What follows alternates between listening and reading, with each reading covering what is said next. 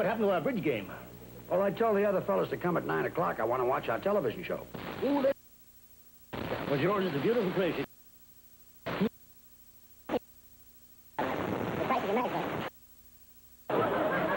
Joe, it's a cute show tonight. It starts out with Gracie and Blanche sitting on the patio, and Gracie got a letter from her mother.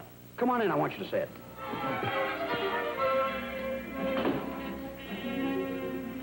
Hi, Gracie. Hello, Blanche.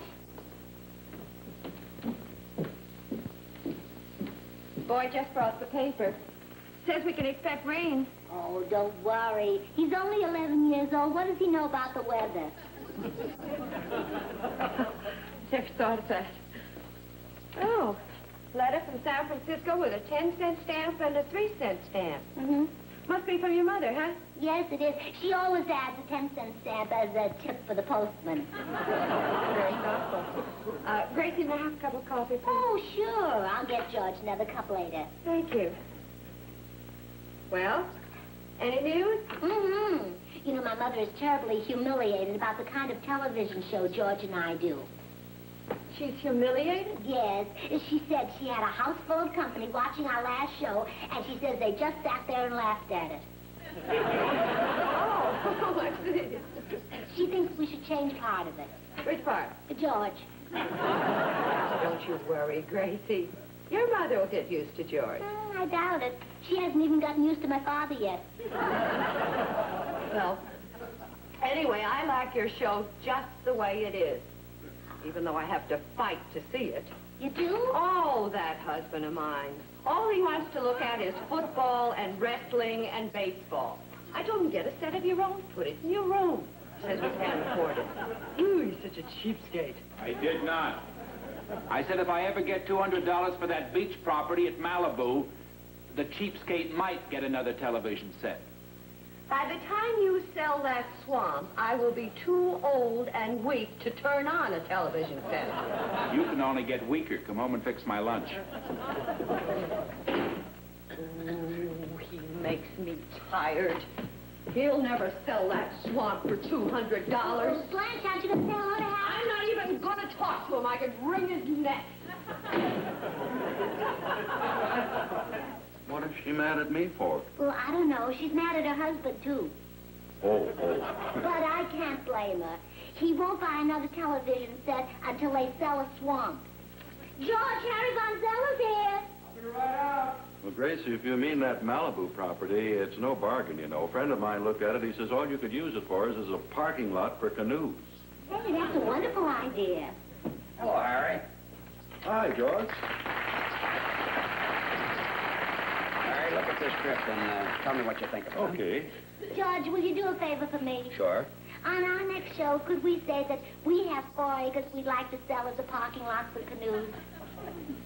I can't. On the next show, I got to mention that the black horses eat more than the white horses because who was on first base?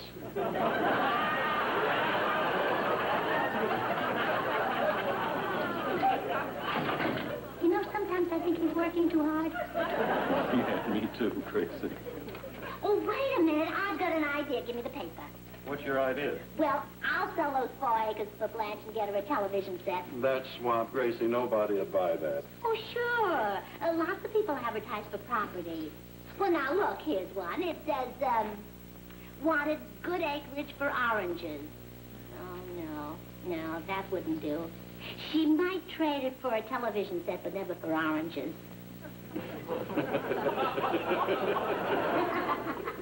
Oh, Gracie, you enjoyed that, huh? Oh, sure. I'd rather laugh than hear a good joke. Well, I'm going to run on inside. I don't want to get mixed up with me. Oh, I'll do it myself. Only, Harry, don't tell it to anybody. I want it to be a surprise for Blanche.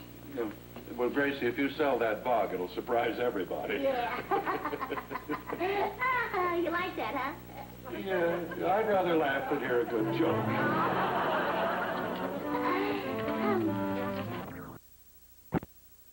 Burns? Yeah? I'm sorry to trouble you so late. My name is Gibson. I'm with the legal firm of O'Brien, Powell, Cooper & Gibson. You better get a lawyer. They gave you bad billing.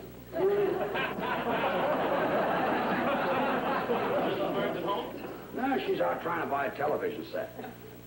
By the way, who did she back into? No one. I'm here because she sold my client a piece of property she represented as a fruit orchard. It turned out to be a swamp. Not my wife. She got a $200 deposit from my client by fraud and misrepresentation. She outsmarted you. No, I'm sure it's not my wife. Listen to this, Mr. Burns. For sale, 4 acres of beautiful fruit orchard. Must sacrifice, leaving for Europe. P.S. Owner leaving for Europe, not fruit orchard. That is glad you admit it. Now, if you'll just return the $200 deposit. Look, there must be some mistake. She doesn't own that property. You're sure she doesn't own it? I'm positive. Well, that puts a different complexion on the matter. Selling property you don't own constitutes a felony. I'm going to have my client sue you for $10,000. See you in court. Just a minute. Okay. I'll make out a check for $200. I'll talk to my wife when she gets home. $200. Gracie and her ideas. Well, there you are. Thank you. George Burns of Burns and Allen? That's right. Don't you think I've got $200? I think you have much more. We're going to sue for $25,000. Goodbye, Mr. Burns. Oh, by the way, I enjoyed your show last week. Thanks. Better go over and see Harry Morton and clear this up. What a fight this is. Say, that McGonagall is really killing me. 8th round? Yeah, I do know. 8 sandwich.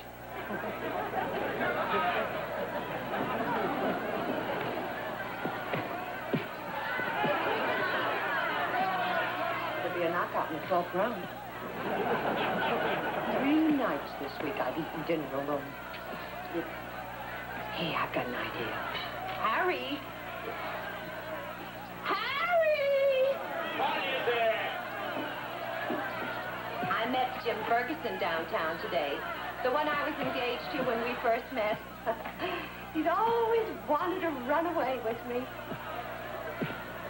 Well, if you do run away with him, stop at the bakery shop and tell him to send more bread. This fight may go 15 rounds.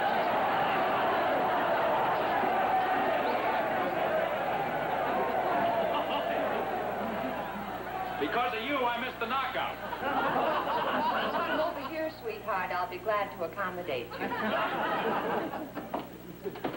Harry, I'm glad you're home. Oh. Hello, Hi, Blanche. George. I'll get you some coffee. Harry, I'd like to talk to you about those 4 acres of beach property you've got. Yeah, I know. On a clear day, you can see the bottom. Don't you have any new jokes about it? Harry, I'd like to buy it. You're kidding. No. What are you asking? $300? I'll take it. Over a barrel, I've just got to have it. I'll go get your check. Now, just a minute, George. Look, we've been friends and neighbors for 11 years. Is this property for you or is it for somebody else? It's for me, Harry. For you, it's $400. I'll take it.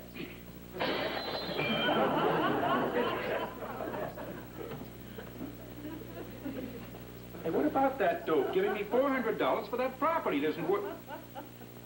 Say, maybe he knows something. Maybe he wants it for business property. No, there isn't a building within miles of it. Hey, maybe there's a highway going through there. Or a canal. Next thing, you'll be telling me there's oil on that property. Oil, Blanche, I bet that's what it is. George has found out that there's oil on that property and he's trying to get... Look, he's coming back. You get out of here and watch me test him.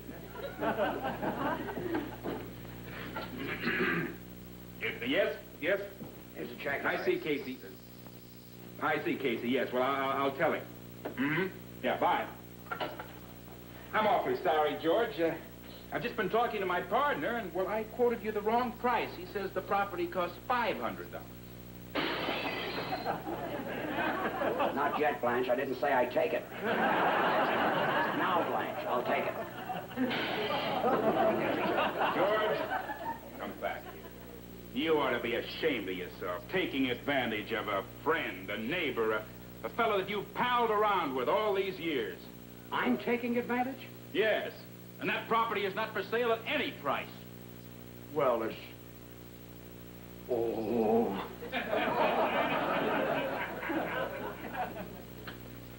Harry, look what's left of our best set of dishes. So what? We're in the oil business now. We're rich. We'll never eat off the same dish twice. Really? Oh, hi, George. Read the script. And you know something? This satire on Josephine and Napoleon is just great. Wonderful. I was wondering, George, is a friend of mine, Charlie Herkimer, who makes... Josephine is not going to wear pedal pushers. No. Well, I tried. Well, good, good. Gracie, I'm going over to the geologist's office. Maybe I was supposed to meet him there. And if he gets here, don't let him leave until I get back. All right, I won't. See you later, Harry. Yeah, bye, George. Bye. All right. Harry, Yeah? how do you keep a geologist from leaving? Well, I don't know, Gracie. How do you keep anybody from leaving? As Dale Carnegie would say, get him to talk about himself. You know, the more he talks about himself, the more interesting he'll think you are. Well, it doesn't seem to make any sense. But it's a wonderful idea. I'll do it. Yeah. You see, what I meant was, get him to talk about his work. Or, yeah, get him to talk about his family. Oh, that must be him now. I'll go out the back way. I want to see the Martins. All right. Are you the geologist? Yes, I'm Bob Standish. Is Mr. Burns home? Well, no, he isn't, but I'm Mrs. Burns. Oh, I'll come back later then. Oh, no, how is your wife? My wife? If the neighbors hear you talking about yourself, they might think you're conceited. Come on in. Mr. Standish, let me take the things. Won't you sit over there? Now, tell me about your wife and children. Oh, I don't have a wife. Really? Then don't bother telling me about your children. Mrs. Burns, when is your husband coming home? I know that I'm late, but it was unavoidable. I went through a red light and a policeman held me up. Oh, that's terrible. I hope he left you enough money to pay your fine. I think maybe I'll come back when your husband is Oh, sit down, Mr. Standish. Now, tell me about yourself. I know you hunt for oil, but where do you find it? Well... Naturally, but how do you know which well it's in? Yeah. Sit down. Now, let's talk. Whose idea is this? Harry Von Zell.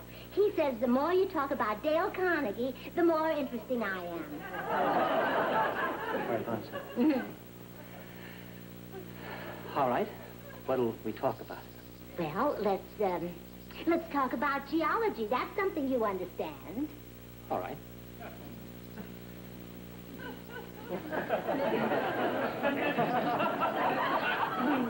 Is it hard to find oil? Oh, yes, yes, indeed. I had a crew drilling down in Texas for months. They drilled 10 wells, and they all came up dry. Oh, well, why didn't you give them a drink and let them go on drilling? I meant the well...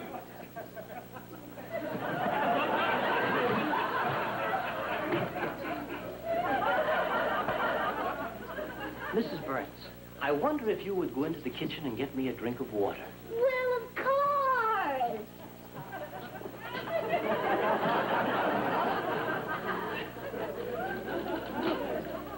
I've been 20,000 feet above the ground and 20,000 feet under the ground. And I've never run into anything like this before. Here, you can go now. Thank you. Goodbye. Goodbye. Gracie, did Mr. Standish get here? Yes, I got him out just in time. You got him out? Well, you told me to keep him here until you got back, and I did. Oh, no.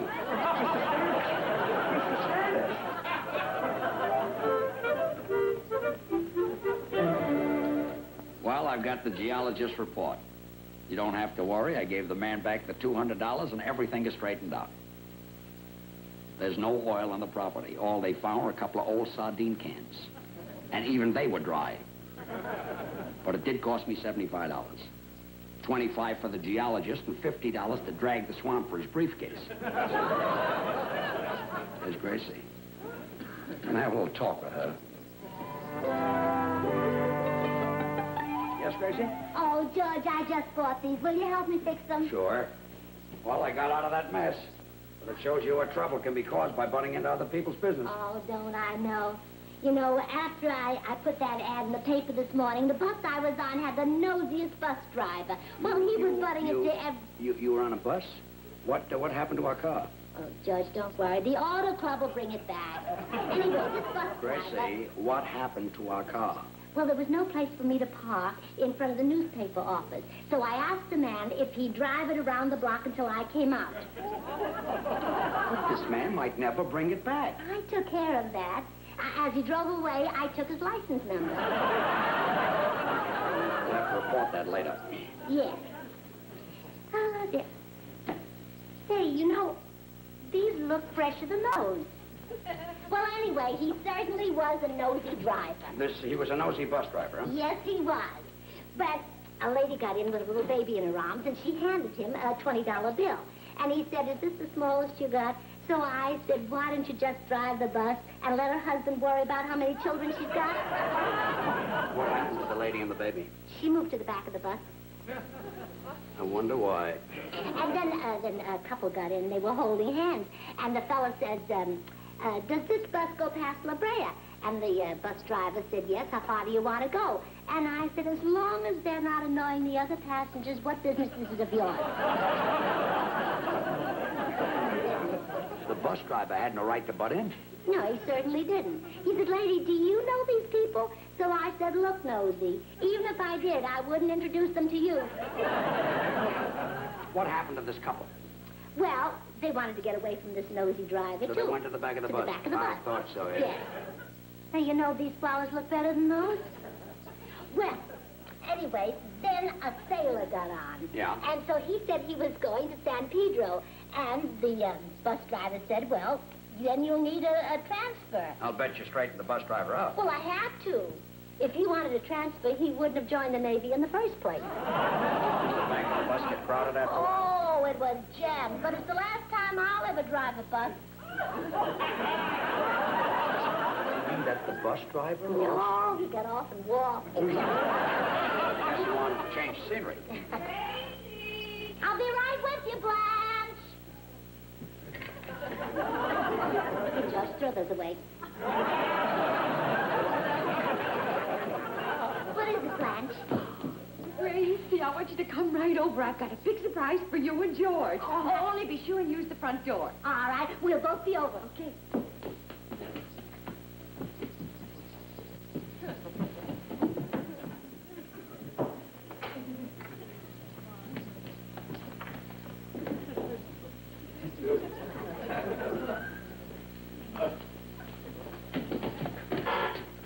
Blanche has a big surprise for it.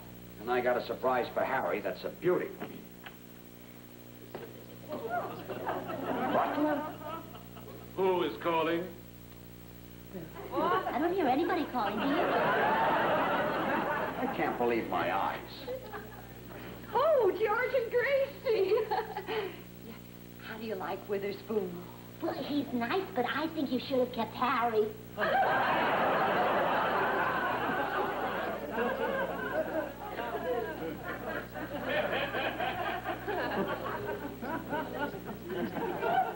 Gracie, wait till you... Harry. Well, George, your neighbor, a millionaire. I'm in the oil business. How do you like my wardrobe? Had it planed in from Dallas, Neiman Marcus. Fits nice around the Neiman, but it's a little tight around the Marcus. Harry, I've got some bad news. Oh, George, don't think anything of it. I'll take care of everything. Witherspoon. Yes, sir? Cocktails for four. Yes, sir. George, what do you think of the television set I got Blanche? It's a beauty. Got my order in for 2 Cadillacs. 2 Cadillacs? One for me, one for my chauffeur. So he have his own Cadillac? George, with riding the same car with a chauffeur? Harry, I've got some bad news. I'm telling you not to worry about it, George. Just sign my name. Wonder what's holding up those cocktails. Okay. George, look at Blanche's new mink coat. It's beautiful, Blanche, but Harry, I've got some bad news. Cocktails with a spoon. I'd rather have mine with a straw. This news right here. I think you better take a look at this, huh, Harry? Mm-hmm. Yeah, just a minute, George. Okay. All right, George, your troubles are my troubles. Let's take a little look at it, now, Blanche.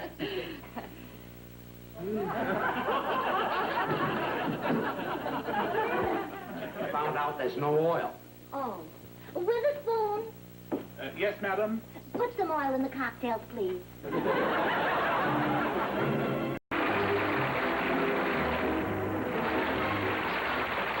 You know, Gracie, I'm sorry for Blanche. Now she's got to send back that television set. Well, don't feel sorry. She's